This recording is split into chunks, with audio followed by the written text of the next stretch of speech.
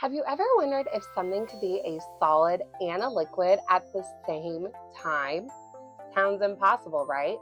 Well, you can actually make this happen using simple materials you already have at your house and create this really cool mixture called Oobleck.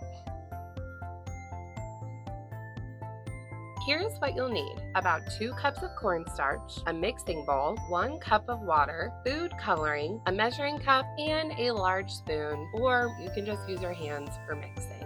First, measure out about 2 cups of cornstarch and pour it into your mixing bowl. Cornstarch is the magic ingredient that makes this experiment work. Next, take your water and mix in a few drops of food coloring. This will make your oobleck super colorful and fun to play with.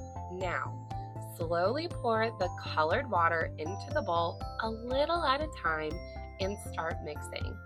You can use a spoon at first, but don't be afraid to get messy and use your hands. Keep mixing until the oobleck feels just right. It should be solid when you press or squeeze it, but when you let it go, it'll flow like a liquid. Isn't that amazing? Oobleck is what we call a non-Newtonian fluid. That's just a fancy way of saying it doesn't behave like regular liquids.